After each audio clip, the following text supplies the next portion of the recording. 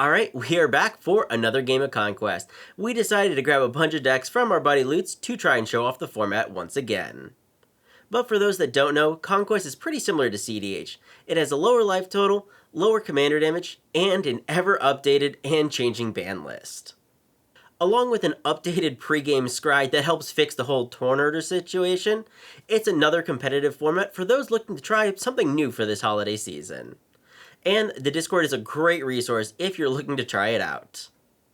And I wanted to say thanks to Myth Adam for sponsoring this video. You know how much I love cool MTG shit, and they make some really cool stuff. Like this Phyrexian necklace. If you didn't know, I kind of like the Phyrexians. They make some cool playmats, and I don't know which one of these I generally like when I'm playing CEDH, but most of the time I'm the smiley face. Not only playmats, they also make some interesting stuff, like this Eldrazi medal. And not only does it have big girl Emrakul on the front, it's also got Hedrons on the back. And I know this is going to look great next to my pin collection. If anything look cool, you can save 10% off with coupon code deadonboardmtg. Starting us off is Fernando on Tidus, Yuna's Guardian. This is Bant counters, aiming to use Tidus' ability to crow your board and draw plenty of cards while beating face. Next up is CJ on Felothar, Dawn of the Abzan. And while Tidus aims for large creatures, Felothar is all about going wide, while using his ability to make one hell of a board. In the third spot is Hidden on Marneus Calgar, and what can I say, I'm a CEDH player, so of course I'm going to try out the Conquest version of the deck, because I have all my counterspells and a great value engine in the command zone. And bringing up the rear is Lutz on Eshki, Teamer's Roar. Teamer Big Boys is exactly what it sounds like.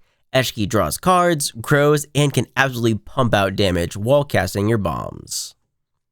Alright, block there, kill that. Oh, that is trample. Guess I'm just dead on board. The table will resolve their scries as Fernando starts out with a tapped Temple Garden and passes. CJ also just has a swamp as he passes it there, with Iden playing out a command tower, and Lutz then helping out the table with the Yavimaya into a Birds of Paradise.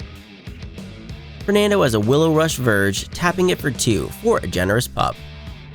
CJ plays out a City of Brass and casts a 3 visits. Although when he finds out he still has to take the 1, he will swap out his land with the Yavimaya as well.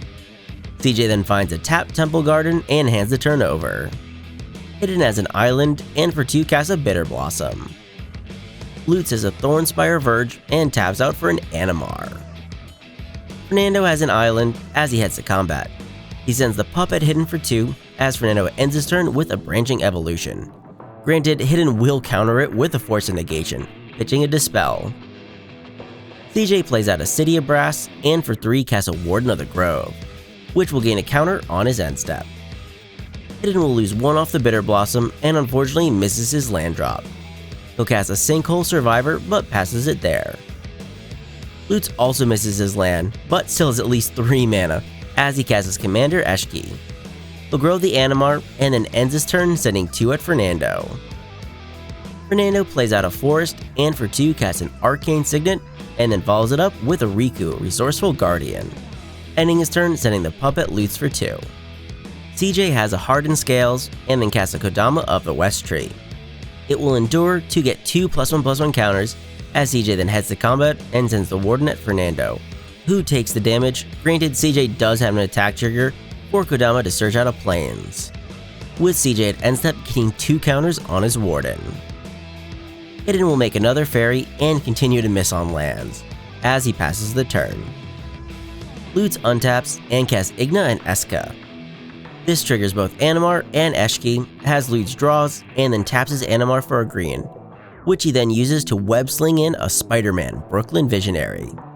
This triggers Animar, Eshki, and Inga, and on ETB also finds himself a basic island, as he then casts a Shaman of the Great Hunt. He has more triggers, as he can then tap the hasty creature to redeploy his birds. Fernando has an untapped Tangle Span Bridgeworks, and then casts an Anak Bonkin into his commander Tidus. Fernando will then activate his Riku to steal a counter off Animar and put it on the pup, which triggers to give his whole team a counter as well. Then at the start of combat, Fernando will move a counter from his Bonkin to the pup, and then can send a now unblockable dog at Hidden, who takes the hit. letting Fernando draw and proliferate. CJ has the combat. He has two 5/5s which he sends at Lutz, triggering Kodama to search out the last two basics in his deck, ending his turn gaining 2 more counters on his Warden. Hidden will make another fairy and finally draws a land off the top, as he shocks in a Godless Shrine, and for 3 casts an Opheliumancer.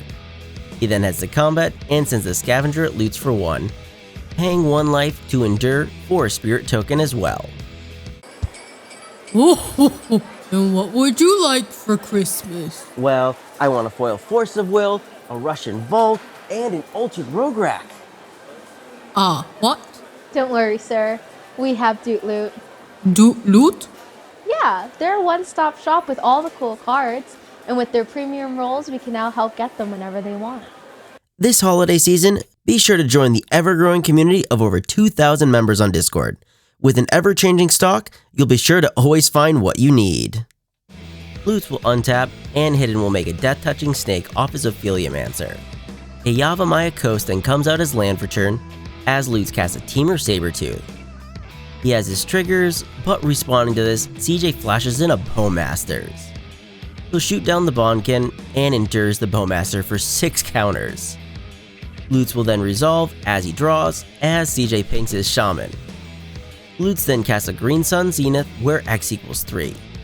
He'll find a Teamer Battlecrier as he then heads to combat and sends a 6-power Animar at CJ, who takes the hit, triggering the Shaman to grow Animar for another counter. With CJ at end step casting a Will of the Mardu, although he miscounted the number of creatures he had and was hoping to actually take out Riku, but instead makes 8 1/1s. Fernando will cast an Incubation Druid into Waka, Devoted Guardian. He has a Reflecting Pool as land for turn as he then heads to combat. He'll move a counter off Riku to the pup, which gives his team a whole nother counter. He then turns Tidus at CJ and the pup at Lutz. They are unblockable, as Fernando will then get to draw and proliferate as his team continues to grow, with CJ having the Bowmaster shoot down the Birds of Paradise. With Fernando at end step triggering Waka to give his team more counters. CJ untaps and casts a Basking Brood Scale. It will endure for 6 counters, which gives him an Eldrazi spawn. He'll then cast his Commander Felothar and his 2 triggers. He has the Felothar happen first as he sacrifices his spawn to the ETB to put another counter on his team, gaining the spawn back as he then endures for 8 counters. The spawn is then sacked for mana as he casts an Obsessive Pursuit. It'll make a clue on ETB as CJ then heads to combat. He sacked 3 things so far as he turns most of his team sideways. He does take a bit of time actually figuring out the combat map, and in the end sends most of it at Fernando, choosing to put 4 counters and lifelink on his Warden of the Grove. With Fernando choosing to double block both his Warden and Bowmaster to trade and also die, with CJ gaining 13 off the lifelink. Hidden will make another fairy, draws for turn, and casts a Lotho. He'll send the Scavenger at CJ for 1 and another Spirit, but passes it there. Lutz will shock in a Breeding Pool and then activates his Shaman to draw 7.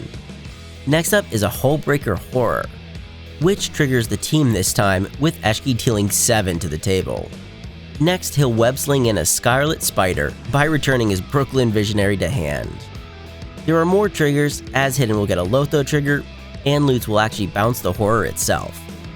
Lutz will then recast it to deal the table another 7, and then pitches some Spirit Guides in an attempt to bounce the Horror one more time. But in response, Hidden will cast a Rapid Hybridization on Eshki, as he's just straight up dead if it triggers again. Lutz will float a mana, but the commander is bounced along with the Horror. The Horror is then recast, but Lutz no longer sees a way out as the tables scoop it up, as they are definitely dead to Felothar, winning CJ the game. Game review. Well, after this game, I definitely had a talk with Lutz about changing a few cards out of this deck if I choose to play it again. But I guess it's on me that I thought this game was going to be a little slower for me to find that 3rd land drop, but boy, I was wrong about that. The game sped up a whole lot, and I just really couldn't control the board. But I guess that's on me. I do laugh that CJ managed to play Tayam in another format, but this was really cool to see how all the decks worked. I do want to thank Myth Adam and Dootloot for sponsoring this video. And if you want to find some cool MTG stuff and save 10% in the process, use coupon code deadonboardmtg. But if you're hunting for singles or some last-minute stocking stuffers, head over to the Discord for Dude Loot, and I'm sure they'll find what you need. Thanks to everyone that joined for the game, and before everyone leaves, I want to thank our special Patreon members, Sly Fox, Holy Septic, and the Conquest Discord for the support of the channel, along with all of our other Patreon supporters as well. And remember, never give up, even if you're dead on board. I'll see you guys later.